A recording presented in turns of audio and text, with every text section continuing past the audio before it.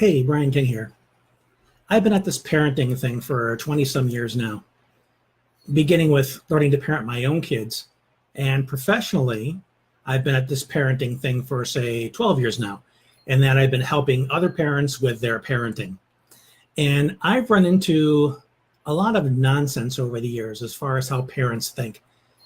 One of the biggest pieces of baloney we tell ourselves is, no one can tell me how to parent my children. They're my flesh and blood, and I know them better than anyone.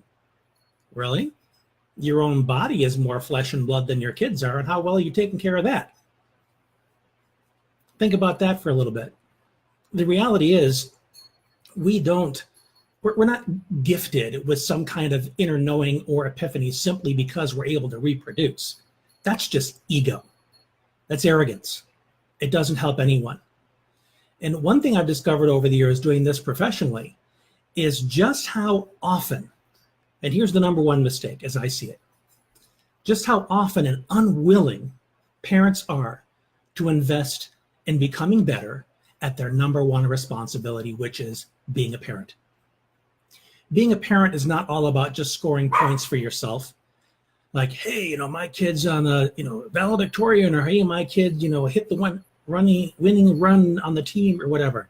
I've got a neighbor who goes out in the cul-de-sac and curses and insults his young son as he teaches him to be a better baseball player. Tell me what that's going to do for that kid's inner game. It's really going to build up that inner critic. Maybe the kid's going to become better at baseball, but he's also going to think he's a worthless piece of garbage in his dad's eyes if he can't catch. Problem. What I've learned over the years is that my biggest obligation to my kids is how I show up for them. Who am I? Am I raising them? Am I impatient? Am I critical? Am I judgmental? Am I negative? Because that's how my dad was with me. How my dad was with me was lousy. He didn't make any effort to improve upon how he was parented. My mom didn't make a point to improve on how she was parented. I made a point of improving on how I was parented, because my kids came into the world with special needs, with ADHD and with Asperger's.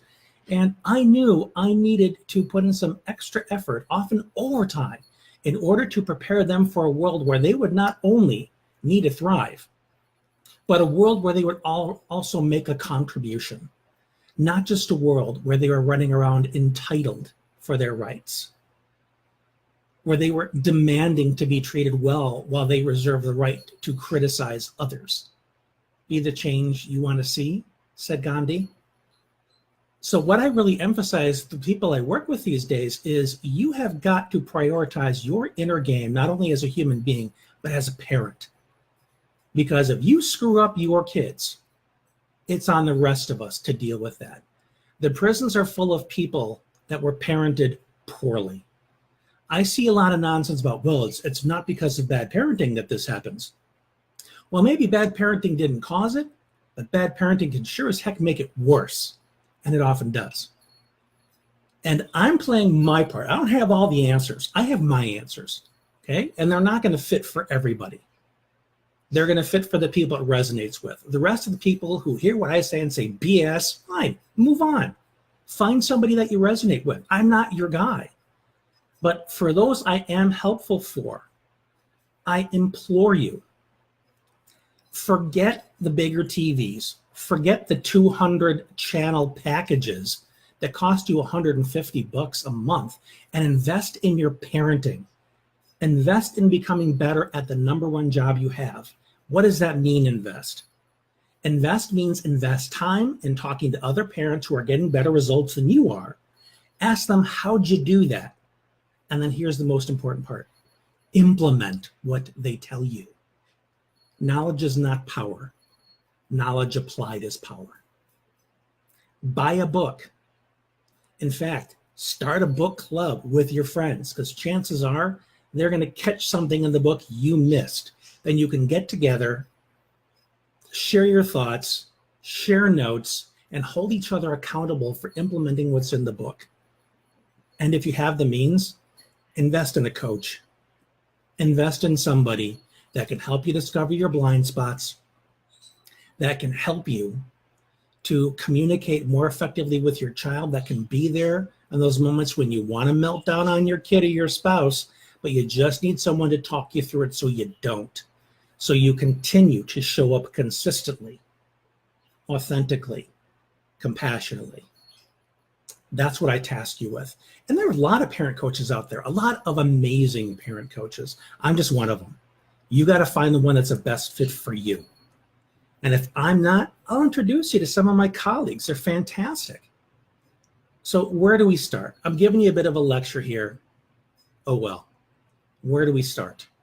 Well, I'm going to start by reopening a group that I started probably about a year ago and closed.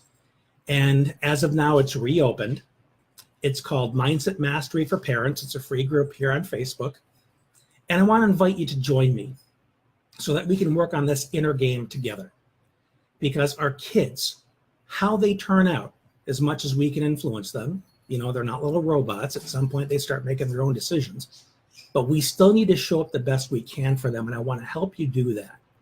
I want to create a community where we support each other in doing that. So look in the comment section of this video. I'm going to provide a link to that group.